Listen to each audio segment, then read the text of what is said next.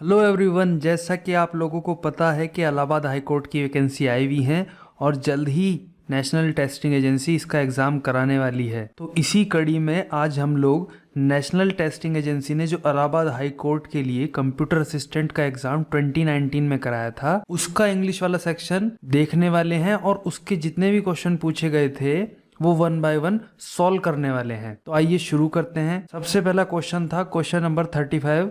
ध्यान दीजिएगा कि ये सेट सी है और इसको आप एनटीए की वेबसाइट से जाकर के पूरा का पूरा डाउनलोड कर सकते हैं, जिसके बारे में मैंने एक सेपरेटली वीडियो बनाई है कि कैसे आप एनटीए की वेबसाइट से जो एनटीए ने आज तक पेपर कराए हैं उनको डाउनलोड कर सकते हैं। वापस से आते हैं क्वेश्चन की तरफ। क्वेश्चन है 35। Choose the correctly spelled word from the following options. आपको 4 ऑप्शन दिए हुए हैं और इसमें से आपको जिसकी स्पेलिंग ठीक है वो वाला वर्ड सेलेक्ट करना है। आप लोग देख लो अपने हिसाब से कि आपको कौन सा इनमें से ठीक लग रहा है। पहला है अचीव, दूसरा है होमोजीनस, तीसरा है इन्फोर्समेंट, चौथा है साइक्रियाटिस्ट। अब आपको देखना है कि इनमें से किसकी स्पेलिंग ठीक हो सकती है। सोच लिया आप लोगों ने? देखो अब 1 बाय 1 इनकी हम लोग सही वाली स्पेलिंग और इनका सही मीनिंग जो है उसको देखते हैं। सबसे पहले दिया हुआ है अचीव।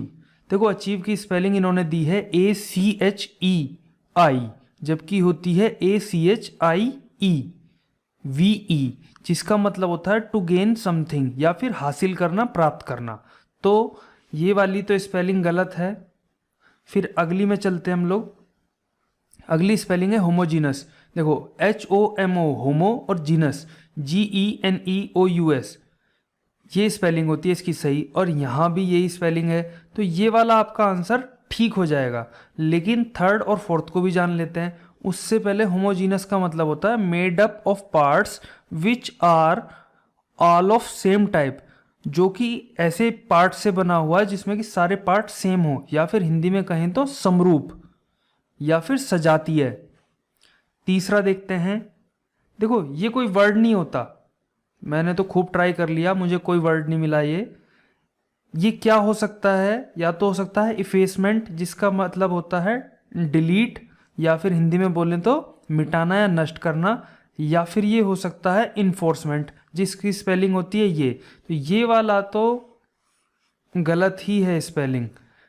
अब वापस से आते हैं इन्फोर्समेंट की तरफ। The process of making people obey law, लोगों से किसी नियम के पालन करवाने की प्रक्रिया, जिसका एक शब्द हो जाएगा प्रवर्तन, जैसे कि इन्फोर्समेंट डायरेक्टरेट है, प्रवर्तन निदेशालय। अब चलते हैं ऑप्शन डी की तरफ, जो कि कहता है साइक्रियाटिस्ट। साइकैट्रियस तो होता है, साइक्रिया नहीं होता। जो क्रिया है ना ये गलत है। सही स्पेलिंग क्या है वो देखो, PSYCHIATRIST,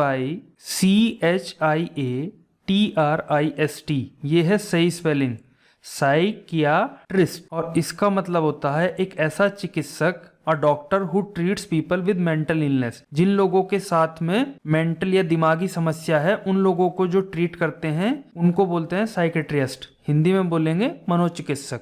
तो इसमें जो करेक्ट आंसर होगा वो होगा ऑप्शन बी, होमोजीनस। अगले क्वेश्चन की तरफ चलते हैं। Question number 36। इसमें है कि choose the correct option that forms a meaningful complete sentence. इसमें एक ये सेंटेंस को तितर बितर करके आप लोगों को दिया हुआ है। इसमें आपको देखना है कि 4 ऑप्शन दिए हैं और उसमें देखना है कि जो मीनिंगफुल सेंटेंस बनेगा वो कौन सा हो सकता है। देखो 1 बाय 1 देखते हैं। She moved because I stopped to Mumbai her seeing, इसकी कोई सेंस बन नहीं रही है। अगर आपको सेंटेंस कैसे होना चाहिए उसका थोड़ा सा भी ज्ञान है तो आप समझ जाएंगे कि ये गलत है।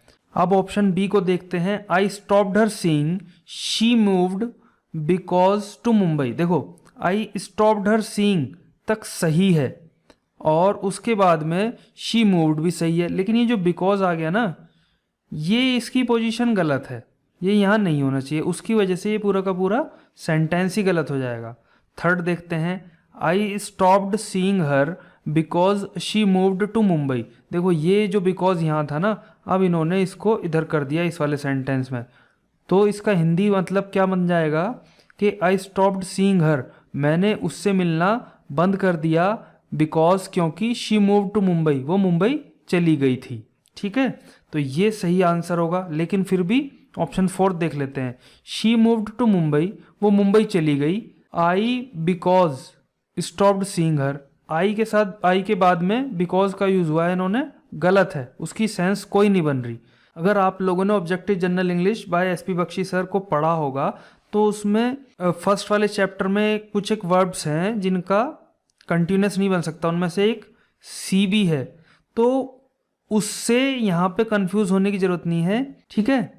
और सी को भी अगर प्रोग्रेसिव या फिर टेम्परेरी एक्शन है तो आईएनजी लगा सकते हैं। इनकेस अगर आपको ये इस बारे में जानना है ना कि वो कौन सी वर्ब है क्या है, तो कमेंट में बता देना, उसके बारे में एक अलग से सेशन कर लेंगे। तो ऑप्शन बी, यहाँ ऑप्शन मैंने गलत आ गया, यहाँ बी नहीं आएगा, सी आएगा। तो I stopped her seeing because she move to Mumbai, वो करेक्ट आंसर होगा। Option C is the correct answer. अब चलते हैं अगले क्वेश्चन की तरफ। क्वेश्चन नंबर है 37। ये कह रहा है कि what is meant by the idiom to see eye to eye. ये जो इडियम है ना सी आई टू आई, इसका क्या मतलब होगा ये बताना है। पहला ऑप्शन है टू लुक स्ट्रेट, सीधा देखना, टू एग्री विद, सहमत होना, to have a conflict, conflict होता है विरोधाभास, किसी के साथ में विरोधाभास होना, या टू स्पीक द ट्रूथ, सत्य बोलना। क्या होगा सोचो आप लोग खुद। पहले इसका हिंदी मतलब समझते हैं क्या होता है। सी आई टू आई का मतलब होता है बी इन फुल एग्रीमेंट, किसी के साथ पूर्ण सहमत होना, ठीक है। तो उसके हिसाब से कौन सा ऑप्शन सही होना चाहिए? Option B. तो option B is the correct answer. To agree with होगा इसका मतलब सी आई टू आई। इसको नोट कर लेना, याद कर लेना इसको। अगले क्वेश्चन की तरफ चलते हैं। Choose from the following options the tense of the given sentence. एक सेंटेंस दिया हुआ है जो कि है ये, इसमें आपको इसका टेंस बताना है, कौन सा टेंस है। चार ऑप्शन दिए हैं, simple past, present perfect continuous, past perfect simple, past perfect continuous. पहले तो इन चारों टेंसेस का ना स्ट्रक्चर देख लेते हैं, फिर उसके बाद में इसको देखेंगे। देखो सिंपल पास्ट का स्ट्रक्चर जो होता है ना, वो होता है सब्जेक्ट होता है उसमें, और वर्ब की सेकंड फॉर्म होती है, और ऑब्जेक्ट होता है, और फिर रेस्ट वर्ड वगैरह होते हैं। अगर नेगेटिव सेंटेंस है तो डिड का यूज होगा, ठीक है। लेकिन यहाँ पे सेंटेंस पॉजिटिव है तो हम लोग इसी की बात कर लेते हैं। क्या ये इस तरह से बनना है सेंटेंस? आप लोग देखो, सब्जेक्ट प्लस वर्ब की सेकंड फॉर्म, ऐसा तो नहीं है। और ये जो आई के बाद में डी का यूज हुआ ना, ये आई हैड की शॉर्ट फॉर्म है। तो I had been waiting an hour for the बस।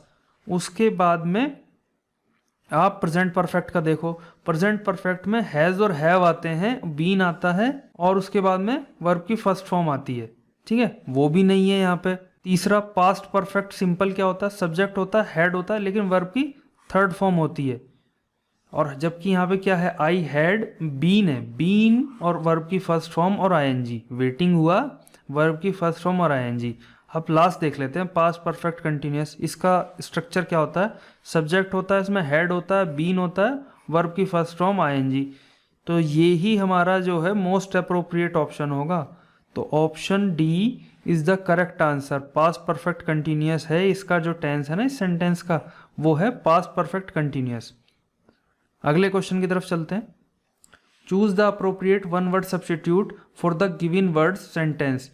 ये जो हमें सेंटेंस दिया हुआ है ना, इसका हम लोगों को वन वर्ड बताना है इन चारों में से।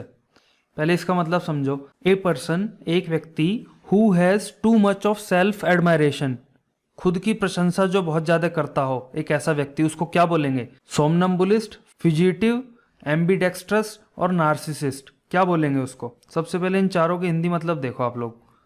सोमनम्बुलिस्ट होता है someone who walks around while sleep, जो सोते हुए इधर उधर जो है चलने फिरने की जिसको आदत हो, उसको बोलेंगे सोमनम्बुलिस्ट। उसके बाद में फ्यूजिटिव होगा a person who is escaping, example के लिए फ्रॉम द पुलिस, जो पुलिस या फिर ऐसी किसी एजेंसी से भाग रहा हो, इसको हिंदी में बोलते हैं भगोड़ा। तीसरा होता है ambidextrous, who is able to use the left hand and the right hand equally well, जो अपना उल्टा हाथ भी उसी प्रकार से यूज कर सके जैसे वो राइट हैंड यूज करता है। तो जो दोनों हाथों को इक्वली यूज कर सके होता है एम्बीडेक्स्ट्रस। फिर चौथा है नार्सिसिस्ट, लवर ऑफ सेल्फ, जो खुद से बहुत ज्यादा प्यार करता हो या खुद की बहुत ज्यादा प्रशंसा करता हो। तो राइट आंसर जो होगा वो होगा ऑप्शन डी। अब चलते हैं अगले क्वेश्चन की तरफ। क्वेश्चन नंबर 40 है। ये कह रहे हैं कि choose the antonym of the given word from the following option. एक ये वर्ड है इम्प्यूडेंट, इसका आपको एंटोनिम बताना है, इन चारों में से कौन सा होना चाहिए। पहले तो इन चारों के हिंदी मतलब देख लो।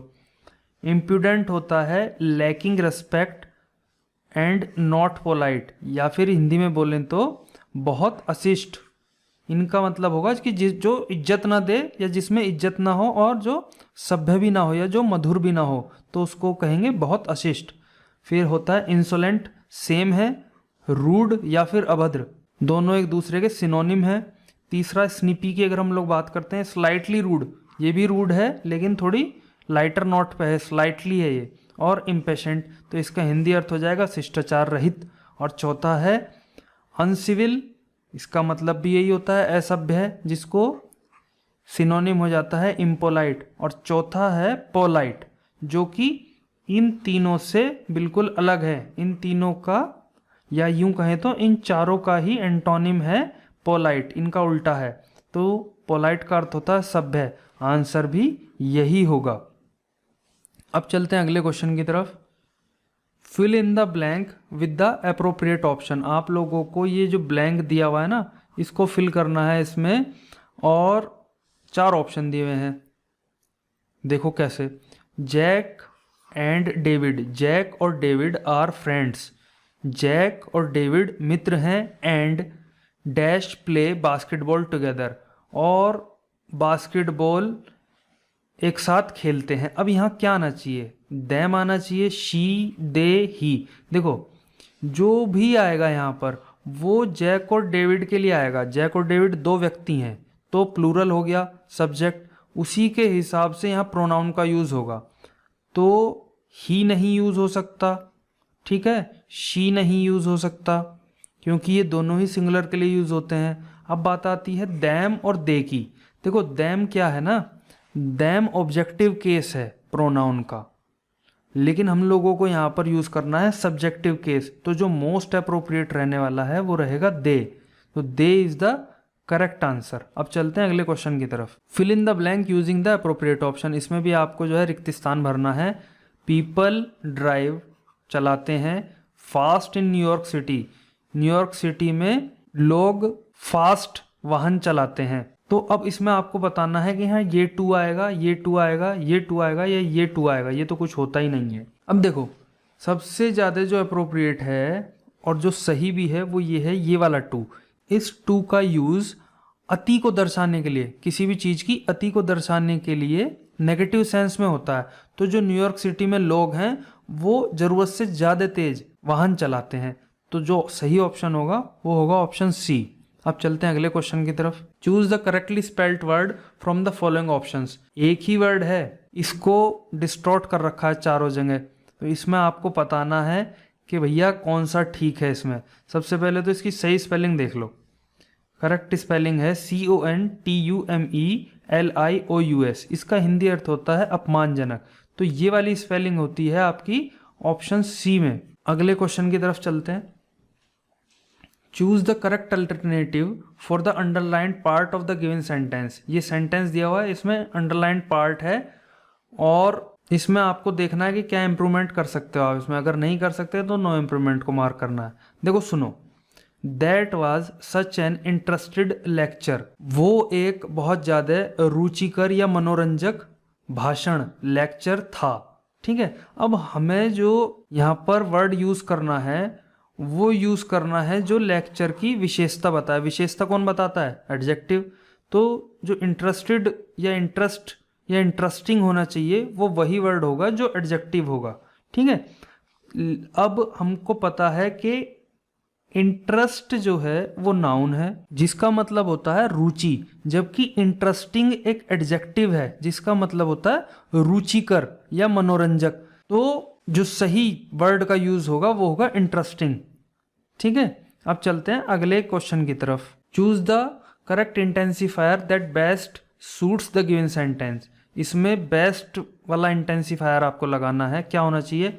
सिंपल सा क्वेश्चन है बच्चों वाला एकदम। She has a very strict teacher, तो वेरी करेक्ट आंसर होगा, बाकी तो कोई सेंस बना भी नहीं रहे। She has a even strict teacher, too strict teacher, at all strict teacher, कोई सेंस नहीं बनाता है। Option A is the correct answer. 46 देखते हैं। फिल इन द ब्लैंक करना आपको। दे अराइव्ड लेट, वो विलंब से आए थे। Dash living in plenty of time, काफ़ी जल्दी निकलने के। अब यहाँ आपको देखना क्या आना चाहिए, इन आना चाहिए, ऑफ आना चाहिए, डिस्पाइट, डिस्पाइट का अर्थ होता है बावजूद, और या फिर आना चाहिए अंडर। देखो अगर आप लोग हिंदी मीनिंग सही बना लोगे ना, तो अगर आपको नियम का भी नहीं पता तब भी काम चल जाएगा। तो जैसे कि यहाँ पर हम लोग देख रहे हैं कि दे अराइव्ड लेट, वो विलंब से आए थे बावजूद किसके, प्लेंटी ऑफ टाइम में, या पर्याप्त समय पहले निकलने के बावजूद भी वो जो है लेट आए थे। तो डिस्पाइट यूज होगा इसमें और यही करेक्ट आंसर है। अगले क्वेश्चन की तरफ चलते हैं। Complete the sentence using the correct option. The metro station is nearby, metro station पास में ही है, and we are only 5 minutes dash the motorway, motorway होता है सड़क, और हम 5 मिनट दूरी पर हैं, या हम केवल 5 मिनट दूर हैं कहाँ से, मोटरवे से। तो जो सही ऑप्शन होगा वो होगा फ्रॉम द मोटरवे, सड़क से केवल 5 मिनट की दूरी पर हैं। तो option B is the correct answer. अगले क्वेश्चन की तरफ चलते हैं। अप्रोप्रिएट आर्टिकल यूज करना है, अगर आर्टिकल की रिक्वायरमेंट नहीं है तो फिर हाइफन यूज करना है, जो कि है ऑप्शन डी। अब देखो that's dash amazing bit of news, A an या दी यूज होगा। देखो ए से शुरू हो रहा है तो या तो एन का यूज होगा या फिर दा का यूज होगा, ए का तो यूज नहीं होगा, ये एलिमिनेट हो गया। अब दा का यूज इसलिए नहीं होगा क्योंकि ये बात पहले से नहीं हुई है, दिस और दैट की फॉर्म में दा का यूज होता है, लेकिन यहाँ पर वो सेंस निकल नहीं रही है। तो एन का अगर हम लोग यूज करते हैं तो इसका हिंदी अर्थ क्या होगा, बनेगा that is an amazing bit of news, यानी कि ये जो है एक अमेजिंग या आकर्षक सूचना है। ठीक है, एक की सेंस में यहाँ पर यूज होगा, तो उसके लिए ए या एन में से यूज करना है हमको, और हम बता चुके हैं कि ए का यूज नहीं होगा क्योंकि वो अमेजिंग के साथ में यूज किया जाना है और अमेजिंग वोवल से शुरू हो रहा है। ठीक है, तो एन करेक्ट आंसर होगा। अब चलते हैं अगले क्वेश्चन की तरफ।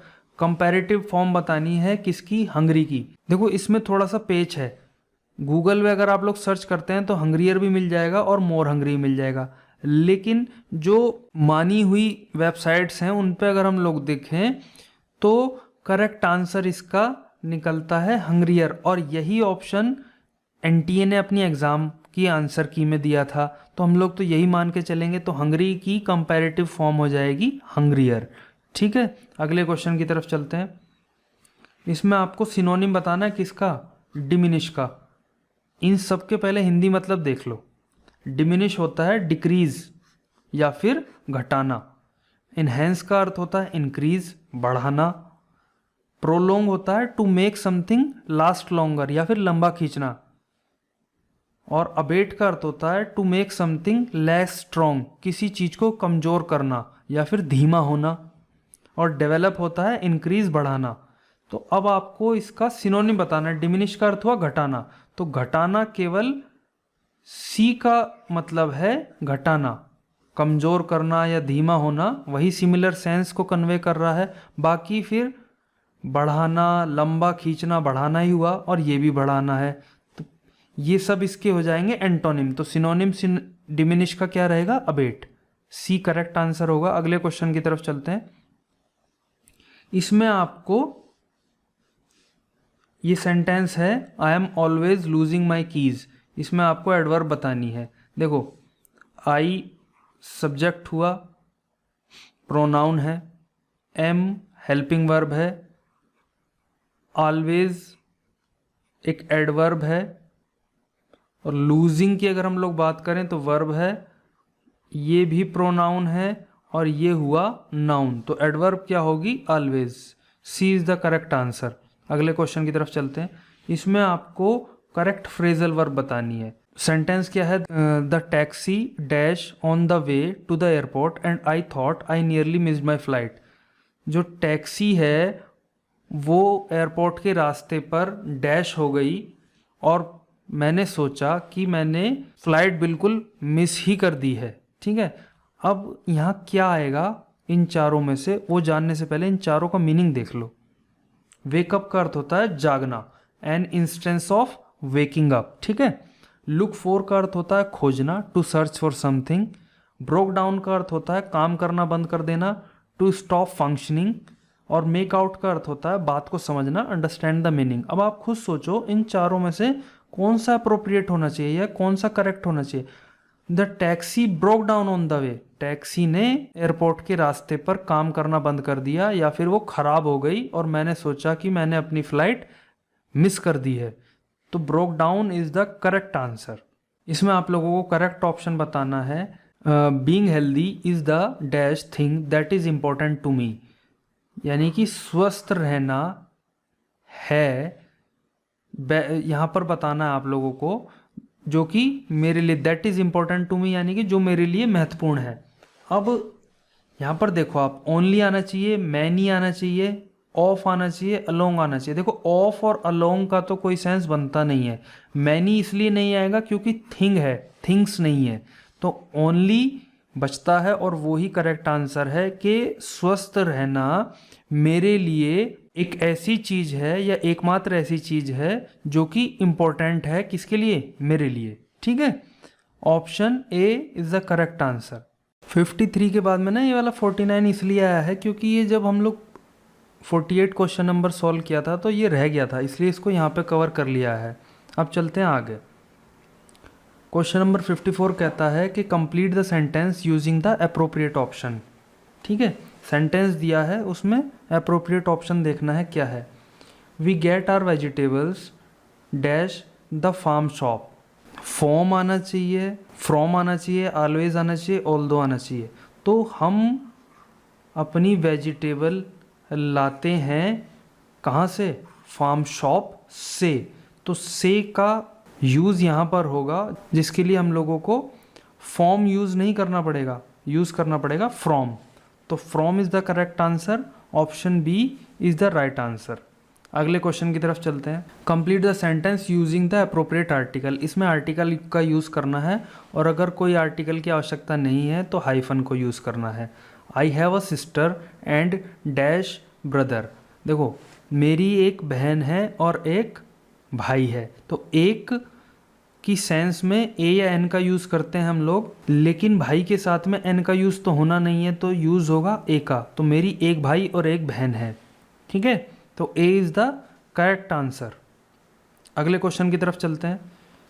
इसमें आप लोगों को करेक्ट इंटेंसिफायर का सिलेक्शन करना है जो कि सेंटेंस में सबसे ज़्यादा अच्छी तरीके से सूट करता है। शी वॉज सो अपसेट, वो इतनी ज़्यादा अपसेट थी या वो बहुत ज़्यादा अपसेट थी, दुखी थी, कि I felt dash sorry for her, कि मैंने उसके लिए, क्या आना चाहिए डैश के बाद, कि मैंने उसके लिए डैश खेद महसूस किया। तो खेद के साथ में क्या आना चाहिए?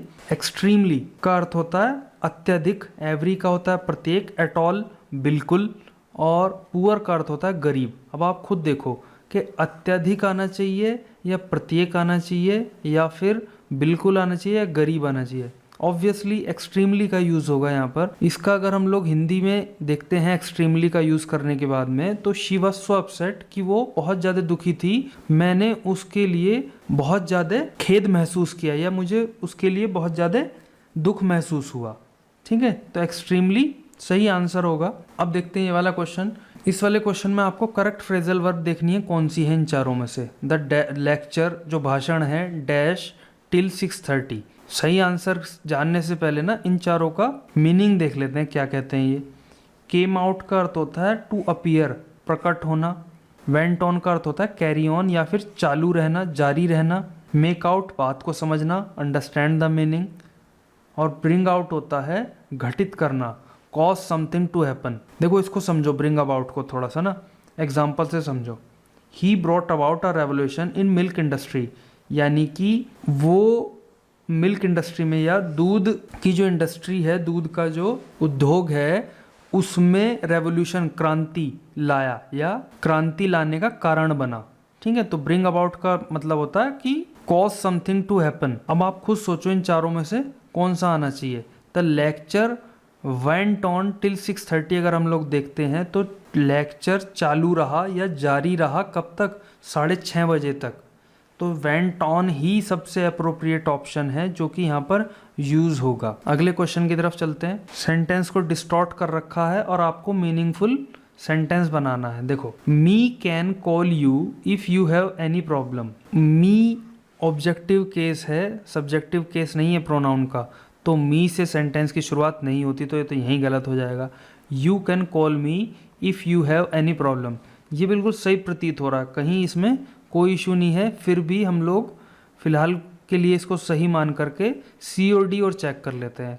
कॉल मी, मुझे कॉल करो, if you have can any problem, have और कैन एक साथ आ गया, दो हेल्पिंग वर्ब, कहीं नहीं होता, गलत है बिल्कुल। D, if you have any problem, यदि तुम्हें कोई प्रॉब्लम होती है, कोई समस्या होती है, यू कॉल कैन मी, अगर ये यू कैन कॉल मी होता ना तब बिल्कुल सही था, लेकिन यू कॉल कैन मी ये गलत हो जाता है, ठीक है।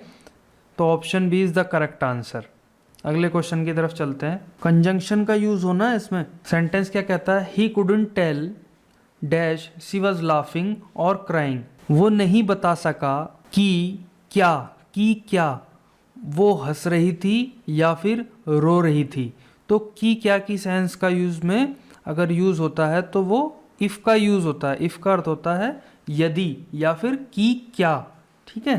तो if is the correct answer. अगले क्वेश्चन की तरफ चलते हैं। इसमें आपको करेक्ट ऑप्शन चारों में से देखना है कि कौन सा सही होगा।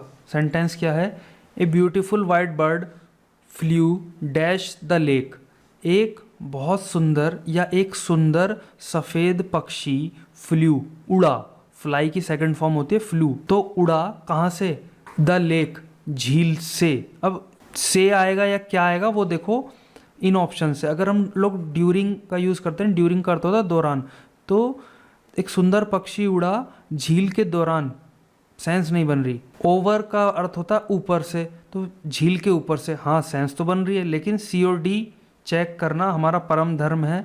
देखते हैं, वेदर का यूज़ करेंगे, पता नहीं क्या बनेगा, इसका कोई सेंस बनता नहीं है। वेदर द लेक, और येट द लेक, येट भी अभी तक होता है, उसका भी कोई सेंस नहीं बनता, तो ओवर ही करेक्ट आंसर होगा।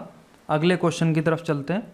Complete the sentence with the correct adverb. इसमें एडवर्ब का आपको देखना है कि कौन सी करेक्ट एडवर्ब इसमें यूज़ होगी ताकि ये मीनिंग अच्छे से कन्वे करवाए।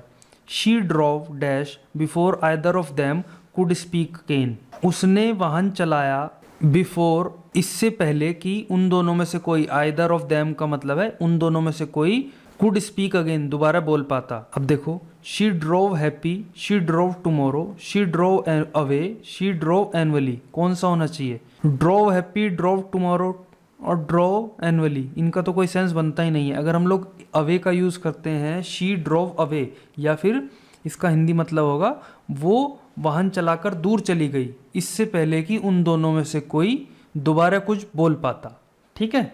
तो away is the correct answer. Question number है 62। इसमें आपको बताना है कि ये जो बोल्ड और इटैलिसाइज फ्रेज इन्होंने कर रखा है इस सेंटेंस में, इसका सिनोनिम इन चारों में से कौन सा हो सकता है।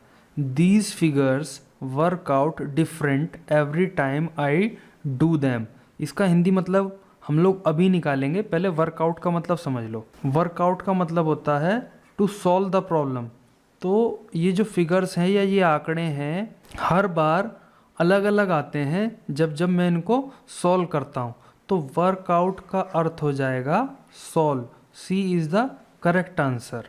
एग्जाम्पल से समझो, she is very intelligent and can work out any problem, वो बहुत ज़्यादा इंटेलिजेंट है और सॉल्व कर सकती है किसी भी प्रॉब्लम को। तो वर्कआउट का मतलब होता है सॉल्व करना। अगले क्वेश्चन की तरफ चलते हैं। करेक्टली स्पेल्ड वर्ड बताना है। देखो, प्रीफर की स्पेलिंग होती है ये वाली, प्रीफर का अर्थ होता है पसंद करना, PREFER, करेक्ट आंसर होगा option B. Choose the correct pronoun for the sentence given below, pronoun जो सही वाली है उसका यूज़ करना है यहाँ पे।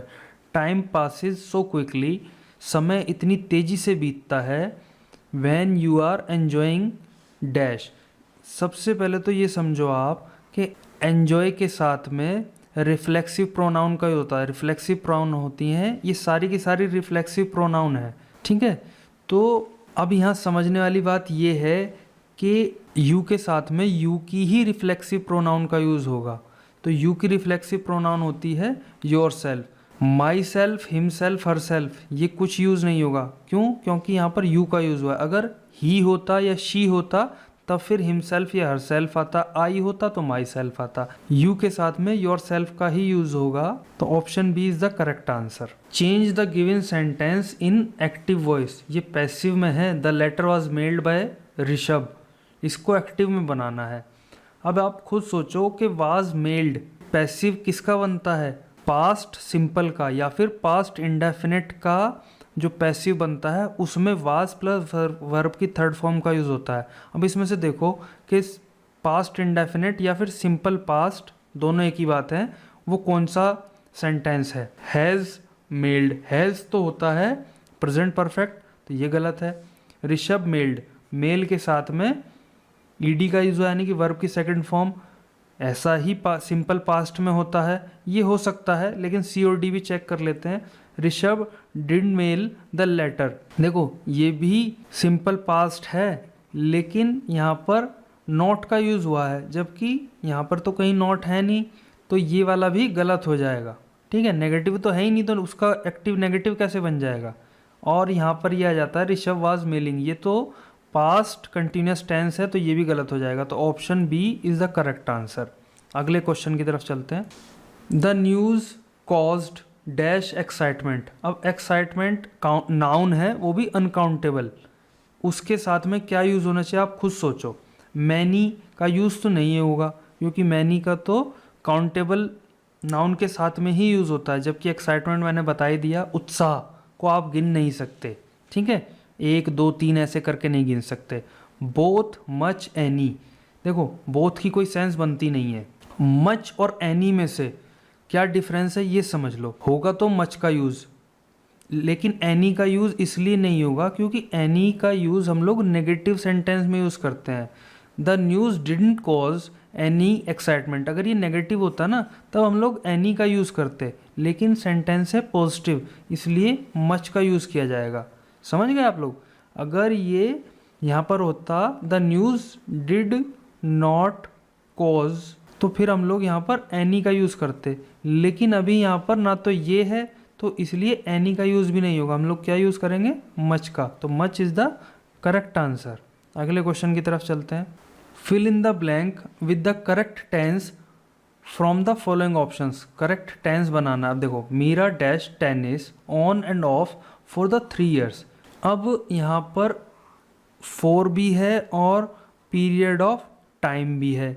अब हम लोगों ने पढ़ा है कि इस तरह का केवल परफेक्ट कंटिन्यूस टेंस में होता है यूज़ ना, चाहे तो वो प्रेजेंट हो चाहे वो पास्ट हो। अब आप देखो, हेड के साथ में पहले तो इन्होंने प्ले का यूज़ हुआ है, प्ले वर्ब है और उसके साथ में मतलब वर्ब की फर्स्ट फॉर्म का यूज़ हुआ है हेड के साथ में, तो ऑलरेडी गलत हो जाता है। खाली प्लेइंग बिना हेल्पिंग वर्ब के कहीं होता ही नहीं है, या तो इजारम आएगा या वाजवर आएगा या फिर बीन आएगा, खाली तो कहीं नहीं होता। ठीक है, और अगर हम लोग सी को इग्नोर कर भी दें, डी देखें तो मीरा प्ले, मीरा है सिंगुलर, अगर ये हम लोग देखें कि प्रेजेंट इंडेफिनेट में इसको बनाएं हम, तो मीरा के साथ में प्ले नहीं आएगा, प्लेज आएगा, तो ये भी गलत हो जाता है। तो 2 तरीके से आप इसको देख सकते हैं, एक तो 1 by 1 ये ऑप्शन एलिमिनेट करके, दूसरा अगर आप ये नोटिस कर लेते हैं तो ठीक है। इससे भी अगर क्लियर नहीं होता तब आप ये एलिमिनेट कर ही सकते हैं, और अगर आपको पता है कि ये किस टेंस में यूज़ होता है तब आपके लिए आप सीधा सीधा ऑप्शन सी को मार्क कर सकते हैं। तो has been playing tennis on and off for 3 years correct answer होगा। अगले क्वेश्चन की तरफ चलते हैं। I dash her for a long time, knows, knowing, had been known, have known. Option से ही देख लेते हैं इसको ना, वो वाला ये फॉर अ लॉन्ग टाइम ये वाली ट्रिक का नहीं देखते, ऑप्शन से देख लेते हैं। देखो, आई के साथ में नोज, नो वर्ब की फर्स्ट फॉर्म है और उसके साथ में एस का यूज़ हुआ है, जबकि आई के साथ में तो होता नहीं, तो ये गलत हो जाएगा। फिर से वही वाली बात है कि वर्ब की फर्स्ट फॉर्म और आईएनजी बिना इजारम और वाइसवर या फिर बीन के बिना ये यूज़ नहीं होती। ठीक हो गया, ये भी गलत है। हैड बीन नॉन, ये होता तो है लेकिन पैसिव वॉइस में यूज़ होता है, और अगर ये मान के चलो अगर ये पैसिव वॉइस होता भी तो I had been known to भी आना चाहिए था, तब तो ठीक होता, लेकिन बिना टू के I had been known her for a long time गलत हो जाएगा। तो ऑप्शन बचता है I have known her for a long time, ये सही आंसर है। So option D is the correct answer. अगले क्वेश्चन की तरफ चलते हैं। इट्स का अर्थ होता है it is dash to book seats at least a week in advance. Absence blue, absence का अर्थ होता है अनुपस्थिति, ब्लू नीला, एडवाइजेबल सलाह दी जाती है, या फिर लीन होता है झुकना। तो आप खुद सोचो इन चारों में से क्या आना चाहिए। ऑप्शन सी एडवाइजेबल, कि ये सलाह दी जाती है या ऐसी एडवाइस दी जाती है कि आप एडवांस में कम से कम 1 हफ्ते पहले अपनी अपनी सीट बुक कर लें। तो option C is the correct answer. Correctly spelled word बताना है, एक ही वर्ड है मिसलेनियस, उसकी सही स्पेलिंग क्या है। बहुत कॉमन वर्ड है, आता ही रहता है एग्ज़ाम में। इसको तो एकदम अच्छे से आप लोग देख लो कि कहाँ कहाँ क्या इशू हो सकता है और अच्छे से याद कर लो इसकी स्पेलिंग। अब देखो इसकी सही स्पेलिंग क्या होती है। सही स्पेलिंग है इसकी MISCELLENEOUS, जो कि है ऑप्शन डी। ठीक है, तो आप लोग ये याद कर लो कि डबल एल होता है। ठीक है, उसके बाद में एल के बाद में ई का यूज़ होता है, तब थोड़ा सा आपके लिए आसान हो जाएगा। वैसे तो आपका अपना तरीका, आप खुद भी तरीका ईजाद कर सकते कैसे याद करना है। ठीक है, आप चलते हैं अगले क्वेश्चन की तरफ। एंटोनिम बताना है किसका, जस्टिस का। जस्टिस का अर्थ होता है न्याय। इन सब के पहले हिंदी मतलब देख लेते हैं। जस्टिस का मतलब न्याय, फेयरनेस का मतलब निष्पक्षता, वो भी न्याय का ही सिनोनिम है। इंटेग्रिटी सत्यनिष्ठा, वो भी न्याय का ही और निष्पक्षता का ही सिमिलर है। इनिक्विटी होता है अन्याय, अभी आया अलग वर्ड, लेकिन चौथा भी देख लेते हैं। राइटियसनेस क्या होता है, सच्चाई। अब ये और ये चारों तो सिमिलर मीनिंग कन्वे कर रहे हैं। अन्याय है एकमात्र जो कि विपरीत या फिर हटके नेगेटिव सेंस को कन्वे कर रहा है, तो अन्याय या फिर inequity is the correct answer. अगले क्वेश्चन की तरफ चलते हैं। If you dash all your money on lottery tickets you could afford a holiday. अगर तुम लॉटरी टिकट पर अपना सारा पैसा, अब वो देखना है इसमें क्या आएगा, तो तुम एक हॉलीडे अफोर्ड कर सकते थे या एक हॉलीडे, एक छुट्टी पर जा सकते थे। तो तुम छुट्टी पे जा सकते थे, यानी कि तुम्हारे पास पैसा ही नहीं है। जा सकते थे, नहीं जा पाए क्योंकि तुम्हारे पास पैसा नहीं है। और पैसा क्यों नहीं है, क्योंकि तुमने सारा पैसा अपने जो है लॉटरी पे खर्च कर दिया। तो अगर तुम लॉटरी पर खर्च नहीं करते, इफ़ यू डिडंट स्पेंड, तो तुम हॉलीडे अफोर्ड कर सकते थे। ये तो हुआ हिंदी मीनिंग। लेकिन अब देखो, अगर आपको नियम का पता है तो शुड के साथ में स्पेंट, जो कि वर्ब स्पेंड की सेकंड फॉर्म है, वो यूज़ नहीं होती, तो इसलिए गलत हो जाएगा। हैज़ के साथ में वर्ब की फर्स्ट फॉर्म यूज़ नहीं होती, तो स्पेंड भी गलत हो जाएगा। कुड के साथ में भी स्पेंट नहीं होगा, ये भी गलत हो जाएगा। तो एक इस तरीके से भी आप एलिमिनेट कर सकते हैं। तो 2 तरीके हैं आपके पास में, एक तो हिंदी मीनिंग आप लोग सही निकाल लेते हैं, दूसरा अगर आपको नियम का पता है तो। ठीक है, तो option D is the correct answer. अब चलते हैं अगले क्वेश्चन की तरफ। Tulika lived in Nagaland. तुलिका जो है वो नागालैंड में रही थी। व्हेन शी वाज, जब वो थी। Few, many, a little, little. देखो फ्यू और अ लिटिल ये दोनों ही क्वांटिटी को दर्शाते हैं, तो क्वांटिटी का यूज़ नहीं होना है यहाँ पर। वैसे तो लिटिल भी क्वांटिटी को दर्शाता है, little, uh little, the little, और फ्यू, आ फ्यू और द फ्यू। आप लोगों ने अगर इन 6 वर्ड्स का यूज़ नहीं पढ़ा है या फिर कोई कन्फ्यूज़न है तो आप लोग कमेंट में बता दीजिए, उसके लिए भी एक अलग से सेशन कर लेंगे। लेकिन फ़िलहाल आप समझो कि यहाँ पर जो यूज़ होना है वो होगा छोटी की सेंस में।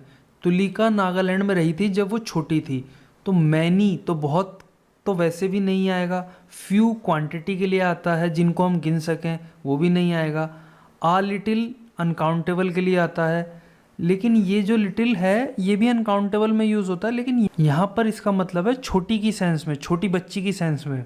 ठीक है, तो तुलिका नागालैंड में रहती थी जब वो छोटी थी, तो little is the correct answer. Next, इसमें आपको बताना है कि पार्ट ऑफ स्पीच इसकी ये क्या है एक्चुअल में। वर्ब है, एडजेक्टिव है, नाउन है, एडवर्ब है। देखो एक वर्ड होता है प्रोजेक्ट, ये नाउन भी होता है और वर्ब भी होता है। वहीं अगर हम लोग बात करें प्रोजेक्शन की, प्रोजेक्शन एक नाउन है, ठीक है। और इसका मतलब होता है कि वर्तमान स्थिति के आधार पर भविष्य की बातों का अनुमान लगाना, टू स्पेकुलेट समथिंग। प्रोजेक्शन जो होगा वो है noun. Option C is the correct answer. अब आपको ये ना दो वर्ड्स दिए हुए हैं, ये आपस में किसी तरीके से रिलेटेड हैं, या तो ये सिमिलर मीनिंग कन्वे कर रहे हैं या फिर अपोजिट, और इनके जैसा ही जो इन दोनों में रिलेशन है, काइंड ऑफ रीजनिंग वाला क्वेश्चन है ये। ऐसे इस तरह के क्वेश्चन रीजनिंग में पूछे जाते हैं एसएससी में। खैर, एक्सेप्शनल और कन्वेंशनल में जो संबंध है वो इन चारों में से किस में है ये आप लोगों को बताना है। उसके लिए तो सबसे पहले इन सबके हिंदी मीनिंग समझने पड़ेंगे। वन बाय वन समझते हैं। देखो, एक्सेप्शनल होता है असाधारण, जो बहुत ही यूनिक जैसा हो। इस्टेब्लिश्ड होता है स्थापित। पीस होता है टुकड़ा।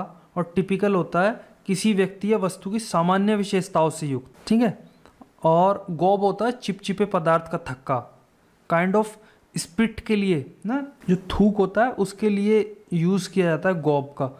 अब इधर वाले जो राइट हैंड साइड वाले वर्ड हैं उनको देखते हैं। कन्वेंशनल होता है पारंपरिक। फिक्स होता है स्थिर। स्लाइस टुकड़ा। यूनिक अद्वितीय। और लंप गांठ। अब आप देखो, असाधारण और पारंपरिक, एक्सेप्शनल और कन्वेंशनल, ये दोनों एक दूसरे से विपरीत हैं कि जो एक तो यूनिक सा है और एक जो परंपरागत तरीके से चलता आ रहा है, तो वो दोनों एक दूसरे के विपरीत हुए। अब बाकी के पेयर देखते हैं। ऑप्शन फर्स्ट में एस्टैब्लिश और फिक्स, दोनों का मतलब ही एक का स्थापित होता है एक का स्थिर। सिमिलर दोनों का मीनिंग है, ये गलत हो जाएगा, ठीक है। उसके बाद में पीस और स्लाइस, दोनों का मतलब टुकड़ा है, वो भी गलत हो जाएगा। अब उसके बाद में आता है तीसरा टिपिकल और यूनिक। टिपिकल होता है सामान्य विशेषताओं से युक्त, एक ऑर्डिनरी मैन, और यूनिक होता है अद्वितीय, जिसके जैसा कोई ना हो। तो ये कुछ कुछ जो है, वैसे तो क्वेश्चन काफ़ी ज़्यादा ये जो है मतलब इसका लेवल ठीक ठाक लेवल का क्वेश्चन है ये। अब तक के जितने भी क्वेश्चन थे वो तो उतना ज़्यादा हार्ड नहीं थे, लेकिन ये वाला क्वेश्चन मतलब इसका लेवल अच्छा है। अब आप इसको सही मान के चलो। ऑप्शन फोर में है गॉब और लंप। गॉब हमने पढ़ा चिपचिपे पदार्थ का थक्का, और लंप भी है गांठ। सिमिलर है इन दोनों के मतलब। पहले तो मुझे भी नहीं पता, पर मैंने जब गूगल किया तो दोनों के मीनिंग सिमिलर हैं, तो ये भी गलत हो जाएगा। तो जो मोस्ट अप्रोप्रिएट है वो है ऑप्शन सी। तो option C is the correct answer. अगले क्वेश्चन की तरफ चलते हैं। इडियम है कट द मस्टर्ड।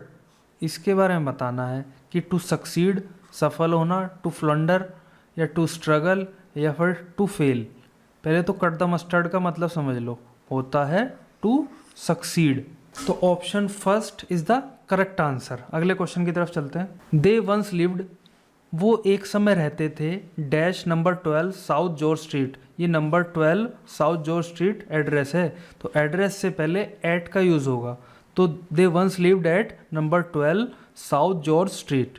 तो एक समय 12 नंबर साउथ, जो दक्षिणी जॉर्ज गली है या साउथ जॉर्ज स्ट्रीट जो है, उसके 12 नंबर पर रहते थे। तो option D is the correct answer. अगले क्वेश्चन की तरफ चलते हैं। Change the given sentence from active into passive. Will have, इसका आपको पैसिव बनाना है। सीधा सा है नियम के will plus have plus been. Will have का हो जाएगा अगर हमको पैसिव बनाना, तो बीन का यूज और होगा, तो बी वाला गलत है, और ये वुड बीन तो वैसे ही गलत हो जाएगा। अब दो में विल हैव बीन, यहाँ तक ये दोनों सेंटेंस सिमिलर है। एक में बाद में हिम का यूज़ हुआ है, एक में हर का यूज़ हुआ है। अब ही का हिम ही तो होगा, ही पुरुषों के लिए यूज़ होता है, लेकिन यहाँ पर इन्होंने पैसिव में उसका जो जेंडर है वो थोड़ी ना चेंज होता है, तो हिम ही करेक्ट आंसर होगा, ऑप्शन बी। अगले क्वेश्चन की तरफ देखते हैं। Fill in the blank with the correct option. The badly neglected paintings, जो बहुत बुरी तरीके से जिनको नेग्लेक्ट कर दिया गया था या फिर जिनको छोड़ दिया गया था, जिनकी तरफ कोई ध्यान देने वाला नहीं था, हैव ऑल बीन केयरफुली, उन सभी को केयरफुली क्या कर दिया गया है। देखो, सबसे पहली बात तो आप ये समझो कि अगर आप चारों में से पहले तो अगर आपको सीधा सीधा सा इन सब का मीनिंग पता है दो तरीके से। एक तो अगर आपको नियम का पता है कि हैव और बीन पैसिव वॉइस है, वर्ब की थर्ड फॉर्म आएगी, तो आप तब सीधा सीधा सा रिस्टोर्ड का यूज़ कर दोगे। लेकिन अगर आपको इनका ये नियम नहीं ध्यान आ रहा, या आप वो नहीं उसका अंदाज़ा लगा पा रहे हैं, तब आप उसकी मीनिंग से देख सकते हैं कि हैव बीन केयरफुली रेडी, तैयार कर दी गई हैं, बना दी गई हैं, या उनको रिस्टोर, पुनर्जीवित कर दिया गया है, या फिर तैयार कर दिया गया है। तो बैडली बनी हुई तो पहले से ही हैं, उनको तैयार करने की जरूरत नहीं। उनको तो जो उनका बहुत बुरी तरीके से जिनको नेगलेक्ट कर दिया गया था, जिन चित्रकलाओं को, उनको रिस्टोर कर दिया गया है। ठीक है, तो restore is the correct answer. अगले क्वेश्चन है complete the sentence using the appropriate form of verb given in the bracket. अब जो मीनाक्षी का ट्रीटमेंट है, Meenakshi's treatment was a dash of surgery, radiation and drugs. जो मीनाक्षी का ट्रीटमेंट था वो क्या था? वो था कॉम्बिनेशन ऑफ सर्जरी, रेडिएशन और ड्रग्स का कॉम्बिनेशन था क्या मीनाक्षी का ट्रीटमेंट। तो combination is the correct answer. Combination का मतलब होता है अ मिक्सचर, तो इन तीनों का मिश्रण था, सर्जरी, रेडिएशन और ड्रग का। अगला क्वेश्चन है can't you throw out that old bike dash Tommy's. क्या तुम थ्रो आउट, क्या तुम नहीं फेंक सकते, या क्या तुम बाहर नहीं फेंक सकते क्या वह पुरानी बाइक ऑफ टॉमीज, टॉमीज की वो पुरानी बाइक क्या तुम बाहर नहीं फेंक सकते। टिल, इन, अमंग, ऑफ, तो ऑफ सबसे अप्रोप्रिएट ऑप्शन है, बाकी की तो कोई सेंस ही नहीं बनती। टिल का यूज़ कर लो, इन का यूज़ कर लो, अमंग का यूज़ कर लो। ठीक है, इन केस ये तो बात क्लियर हो गई कि ऑफ का यूज़ होगा। इन केस आपको ये थोड़ा सा डाउट लग रहा हो कि टॉमी के साथ में इन्होंने अपोस्ट्रॉफी एस का भी यूज़ करा है, उससे पहले ऑफ का भी यूज़ करा है, तो आप ये समझो कि यहाँ जो टॉमीज़ है ना, ये किसी संस्था का नाम है। टॉमीज़ टोटल नाम है, ना कि टॉमी और उसके साथ में एस का यूज़ हुआ है। ये टोटल ही नाम है, एक बाइक बनाने वाली कंपनी। आप लोग गूगल करेंगे तब आपको पहला ही ऑप्शन मिल जाएगा, टॉमीज़ करके एक संस्था है, ये एक कंपनी है। ठीक है, तो यहाँ कंफ्यूज होने की जरूरत नहीं है कि भाई अपोस्ट्रॉफी एस भी यूज़ हुआ है और ऑफ का यूज़ भी हुआ है, तो दोनों ही ठीक है। तो option D of is the correct answer. ये क्वेश्चन कहता है कि choose the correct and relevant option to complete the sentence. And with dash like apple pie और chocolate dash very few diners can resist. Resist मतलब होता है विरोध करना। The third course. अब ऑप्शन देखो पहले तो आप ना, डेजर्ट्स मूज, डेजर्ट्स मूज, डेजर्ट्स मूज, एक के साथ ये यूज़ हुआ है एक बार, एक के साथ ये यूज़ हुआ है। सबसे पहले ना इन चारों के चार ही वर्ड हैं, उनको इधर उधर इन्होंने यूज़ कर रखा है कंफ्यूज करने के लिए आप लोगों को। इन चारों के पहले मतलब देख लो। डेजर्ट का अर्थ होता है रेगिस्तान, उसका प्लूरल हुआ ये। इस वाले डेजर्ट का अर्थ होता है मीठा व्यंजन। इस मूज का अर्थ होता है एक बड़ा हिरन जिसके काफ़ी बड़े बड़े सींग होते हैं। और इस वाले मूज का अर्थ होता है एक प्रकार का हल्का भोजन। अब आप देखो कि इस सेंटेंस में रेगिस्तान और एक बड़े हिरन की बात होनी चाहिए, या फिर मीठा व्यंजन और हल्के भोजन की बात होनी चाहिए। अब यहाँ बात हो रही है डाइनर्स की और एप्पल पाई और चॉकलेट की, तो सीधी सी बात है कि यहाँ पर मीठा व्यंजन और हल्का भोजन, यहाँ पर डेजर्ट्स और ये वाले मूज का यूज़ होगा, जो कि ऑप्शन डी है। Option D is the correct answer. अगले क्वेश्चन की तरफ चलते हैं। Convert the following statement into future continuous. Future continuous होता है will plus be plus verb की फर्स्ट फॉर्म प्लस ING। देखो पहले स्ट्रक्चर देख लो आप ना। Structure of future continuous, subject will या शैल का यूज होगा, बी प्लस वर्ब की first form plus ING plus object. ठीक है, तो अब चूंकि आप लोग देख ही चुके हो कि option C is the correct answer, तो Tara will be giving a presentation at 4 o'clock in the afternoon. Was giving होता है past continuous, is giving present continuous, और विल गिव होता है फ्यूचर इंडेफिनिट। तो option C is the correct answer. 84 ये कहता है कि fill in the blank with the correct tense from the given option. 4 option दिए हुए हैं और सेंटेंस में यहाँ आपको फिल करना है। क्या आएगा? अमित वेंट आउट, अमित बाहर गया, and dash the cat back in again, bringing, bring, will brings, brought, did brought. सबसे पहले इनको ना आप ये खुद ही देखो, एंड ब्रिंगिंग वही वाली बात आ जाती है, हम पहले भी देख चुके हैं कि खाली वर्ब की फर्स्ट फॉर्म और ING यूज़ नहीं होती है। विल के साथ में ब्रिंग्स का भी यूज़ नहीं होता, और डिड के साथ में ब्रॉट, ब्रिंग की सेकंड फॉर्म है ब्रॉट, तो डिड के साथ में तो फर्स्ट फॉर्म का यूज़ होता है, इसलिए ये भी गलत हो जाएगा। इस हिसाब से अगर हम लोग ब्रॉट का यूज़ करते हैं तो वो हो जाएगा कि Amit went out and brought the cat back in again. तो अमित बाहर गया और जो बिल्ली है उसको वापस से अंदर ले आया। तो option C is the correct answer. तो ये थे कंप्यूटर असिस्टेंट के 50 क्वेश्चंस इंग्लिश वाले सेक्शन के जो हम लोगों ने आज डिस्कस किए हैं। वैसे तो मेरी कोशिश यही रही है कि मैं हर चीज़ को एक्सप्लेन कर दूं। इन केस फिर भी थोड़ा थोड़ा ऐसा है ना कि आप, मेरा दिमाग उस तरह से नहीं काम कर पाता, क्या पता आप लोगों को क्या नहीं समझ में आया हो, तो अगर कुछ भी आप लोगों को किसी प्रकार का डाउट थोड़ा बहुत भी रह गया है तो आप लोग कमेंट में पूछ सकते हैं, मैं वहीं एड्रेस करने की कोशिश करूंगा। इन केस अगर नहीं हो पाता है वहाँ पर तो एक अलग से वीडियो बना देंगे, वहाँ पे आपका डाउट क्लियर हो जाएगा। अच्छे से तैयारी करेंगे तो डेफिनेटली आपका सिलेक्शन होके रहेगा। All the best, thank you very much.